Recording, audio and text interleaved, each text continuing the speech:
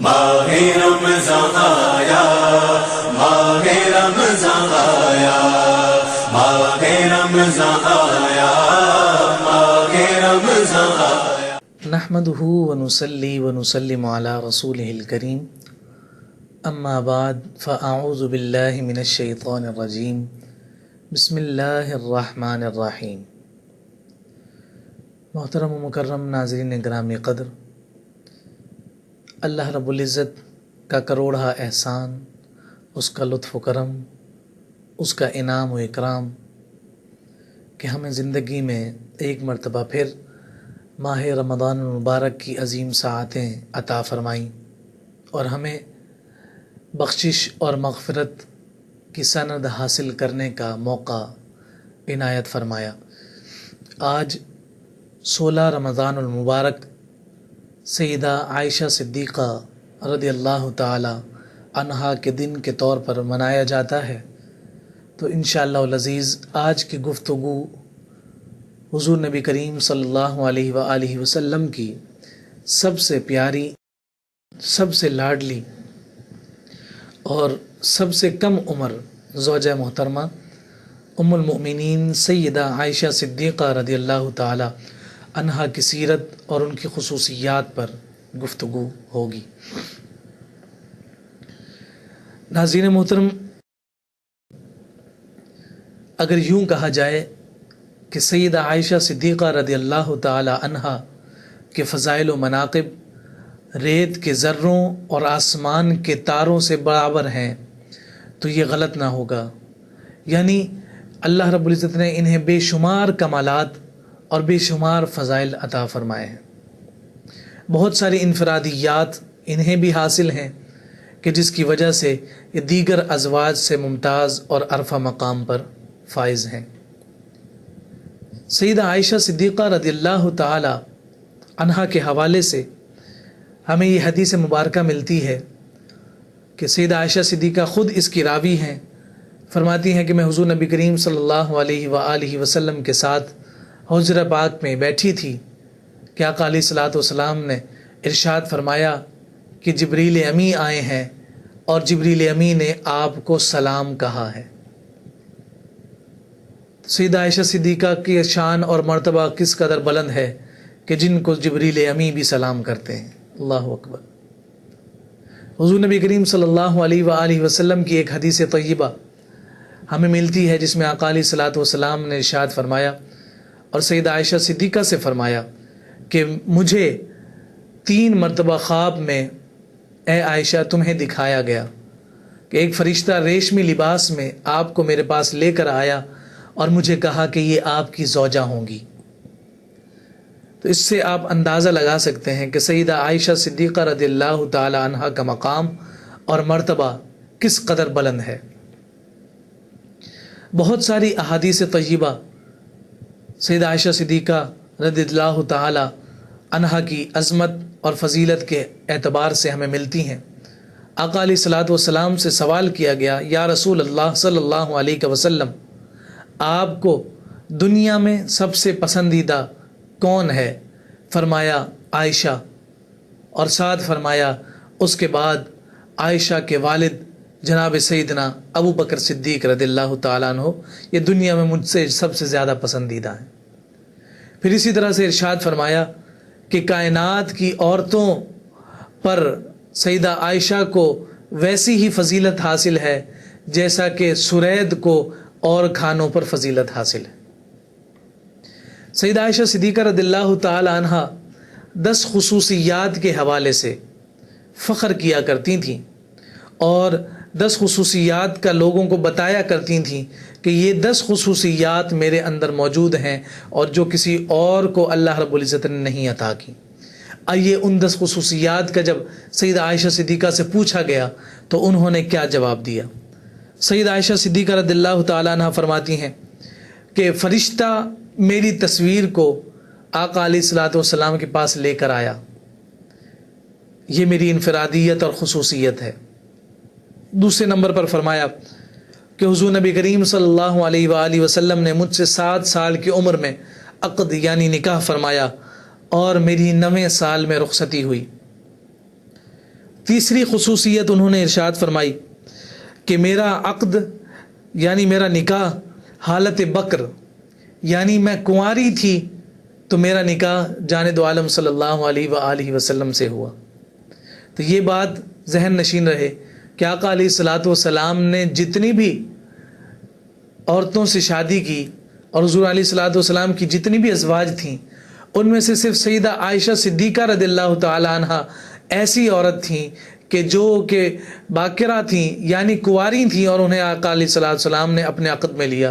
باقی تمام امہات المؤمنین ساری کی ساری وہ صحیبہ تھیں، پہلے کسی کے نکاح میں تھیں اور اس کے بعد آقا علیہ الصلاۃ والسلام کے عقد اور نکاح کے برکت اور اس کے فیض سے سیراب ہوئیں۔ اسی طرح سے چوتھے نمبر پر سیدہ عائشہ صدیقہ رضی اللہ تعالی عنہ فرماتی ہیں کہ میں اور جانب عالم صلی اللہ علیہ وآلہ وسلم ایک ہی جگہ پر ہوتے تھے کہ اللہ رب العزت کی جانب سے جانب عالم صلی اللہ علیہ وآلہ وسلم پر وحی نازل ہوتی تھی۔ علماء کرام اس کو اس انداز میں بیان کرتے ہیں کہ حضور علیہ الصلاۃ والسلام سیدہ عائشہ صدیقہ رضی اللہ تعالی عنہا کے بستر میں اور حجرہ مبارک میں ہوتے تھے اور اللہ رب العزت کی وحی نازل ہوا کرتی تھی۔ یہ ایک خصوصیت اور امتیازی حیثیت ہے سیدہ عائشہ صدیقہ رضی اللہ تعالی عنہا کی۔ اسی طرح سے حضور نبی کریم صلی اللہ علیہ وآلہ وسلم کے بارے میں سیدہ عائشہ صدیقہ فرماتی ہیں کہ میں جانب عالم صلی اللہ علیہ وآلہ وسلم کو محبوب ترین تھی، یہ اپنی خصوصیت بیان فرماتی ہیں۔ اسی طرح سے سیدہ عائشہ صدیقہ نے فرمایا کہ اللہ رب العزت نے میری شان میں قرآن کی 18 آیات کا نزول کر کے میری پاک دامنی کا جو ہے نا اعلان فرمایا۔ فرماتی ہیں یہ میری خصوصیت ہے۔ 7ویں نمبر پر انہوں نے ارشاد فرمایا کہ میں نے جبریل امی یعنی روح الامی کو دیکھا اور میرے سوا ازواج میں سے کسی اور نے جبریل امی کو نہیں دیکھا۔ اسی طرح سے 8ویں خصوصیت، میرے گھر میں حضور نبی کریم صلی اللہ علیہ وآلہ وسلم نے وفات پائی جبکہ میرے اور فرشتوں کے سوا ان کے قریب کوئی بھی نہ تھا۔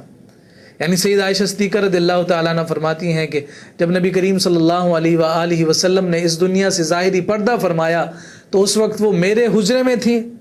آقا علیہ الصلاۃ والسلام، اور میرے اور ان فرشتوں کے علاوہ حضور نبی کریم صلی اللہ علیہ وآلہ وسلم کے قریب کوئی اور زوجہ محترمہ نہ تھی اور کوئی اور شخص نہ تھا سوائے سیدہ عائشہ صدیقہ رضی اللہ تعالیٰ عنہ کے۔ پھر اسی طرح سے 9ویں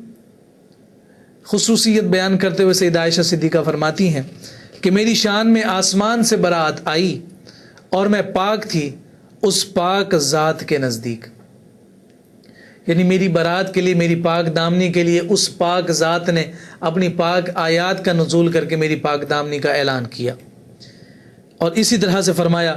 کہ مجھے مغفرت اور اجر عظیم کا وعدہ دیا گیا ہے۔ یہ 10 خصوصیات سیدہ عائشہ صدیقہ رضی اللہ تعالی عنہ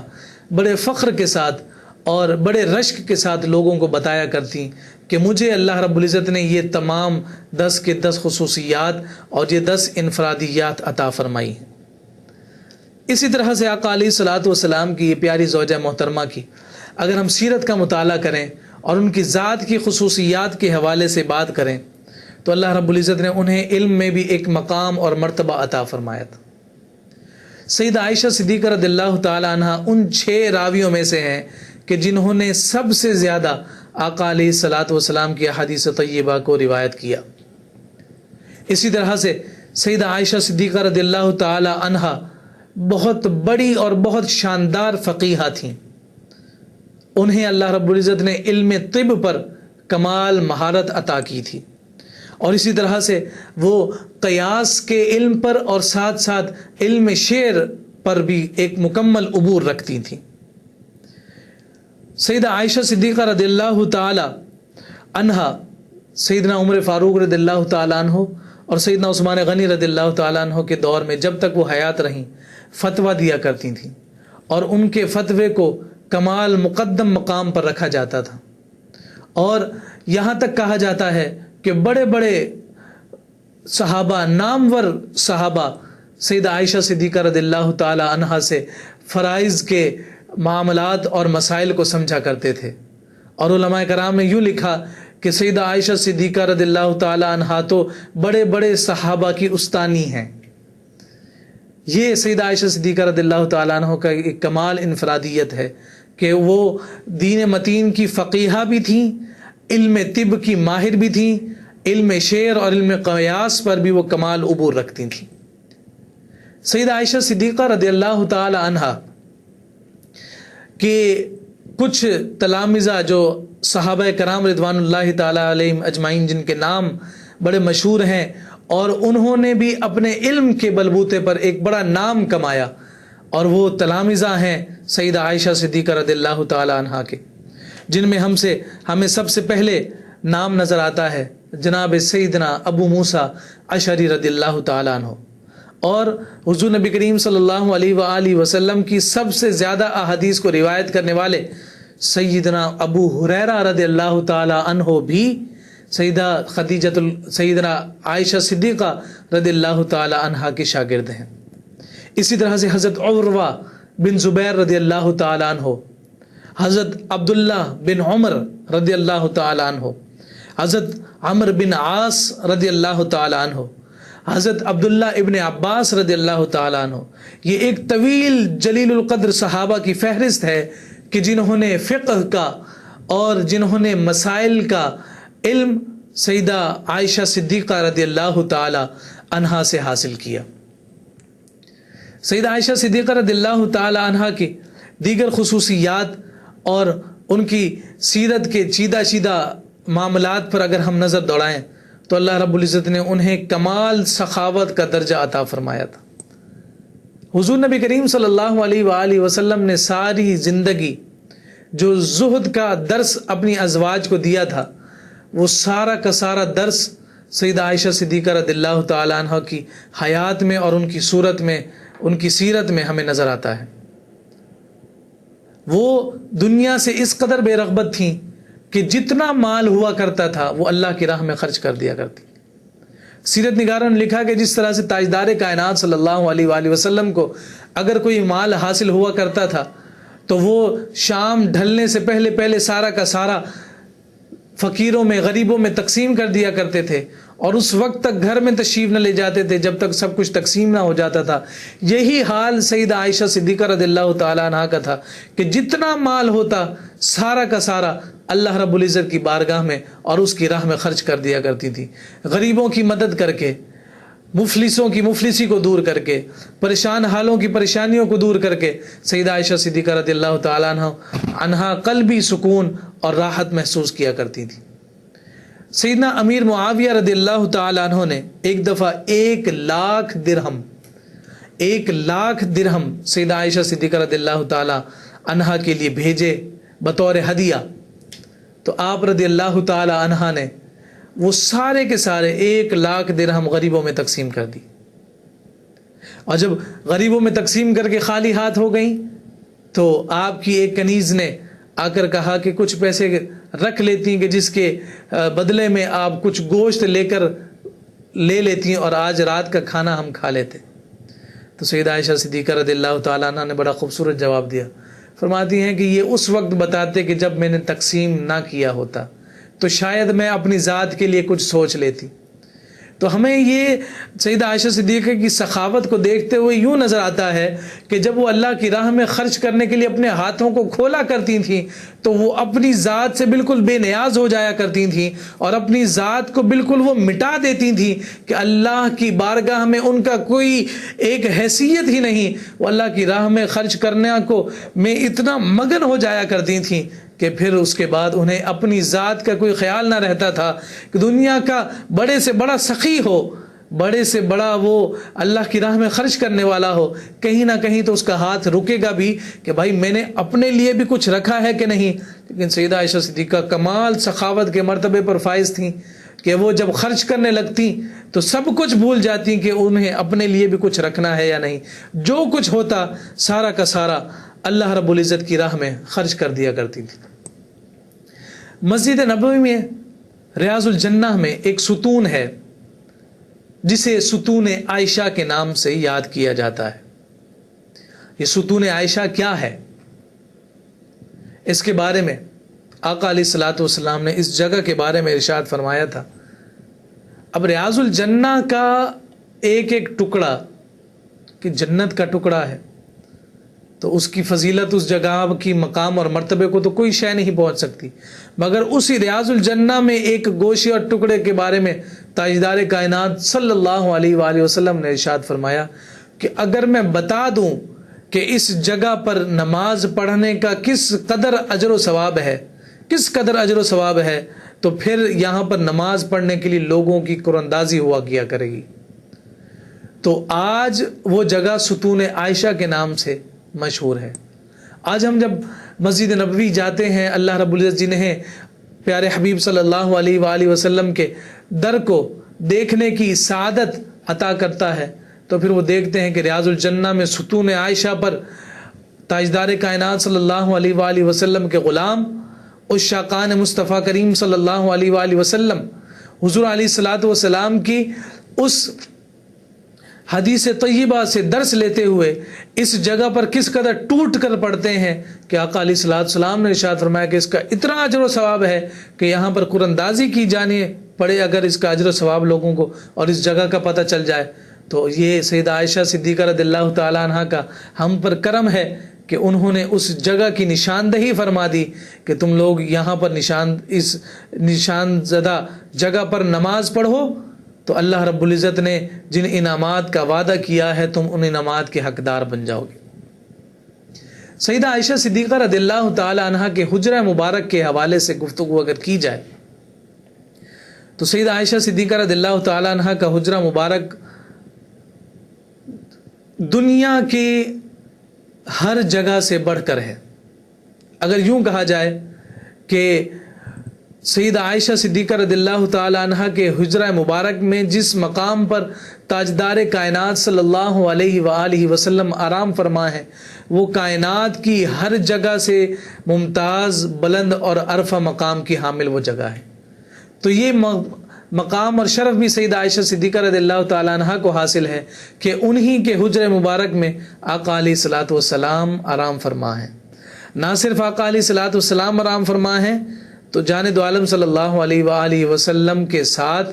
سیدہ عائشہ صدیقہ کے بابا جان سیدنا صدیق اکبر رضی اللہ تعالیٰ عنہ بھی آرام فرما ہے، اور ان کے ساتھ سیدنا عمر فاروق رضی اللہ تعالیٰ عنہ بھی اسی حجرہ عائشہ رضی اللہ تعالیٰ عنہ میں آرام فرما ہے. یہاں پر بڑی خوبصورت بات ہمیں نظر آتی ہے. سیرت نگاروں نے لکھا کہ جب آقا علیہ الصلوۃ والسلام کی تدفین ہوئی تو آپ رضی اللہ تعالی عنہ بغیر کسی ہچکچاہٹ کے حجرہ مبارک میں تشریف لے آیا کرتی تھیں. پھر جب آپ کے بابا جان سیدنا صدیق اکبر رضی اللہ تعالی عنہ آپ کی تدفین ہوئی تب بھی جناب سیدہ عائشہ صدیقہ رضی اللہ تعالی عنہ بلا جھجک اور بغیر کسی ہچکچاہٹ کے کمرے میں تشریف لے آتی تھی. مگر جب سیدنا عمر فاروق رضی اللہ تعالی عنہ کی اس حجرہ عائشہ میں تدفین ہوتی ہے تو اس کے بعد سیدہ عائشہ صدیقہ با پردہ اور بڑے ادب کے ساتھ اس کمرے میں تشریف لایا کرتی تھیں. اس کے بارے میں علماء کرام فرماتے ہیں کہ یہ سیدہ عائشہ صدیقہ کے عقیدے پر منہ بولتا ثبوت ہے. اور وہ عقیدہ کیا ہے کہ اللہ رب العزت اپنے برگزیدہ بندوں کو موت کے بعد بھی حیات رکھتا ہے، زندہ رکھتا ہے. نبیوں اور ان نبیوں کے اصحاب کو موت کس طرح آ سکتی ہے؟ ایک زندہ سے پردہ تو کیا ہی جاتا ہے، مردہ سے کیا پردہ؟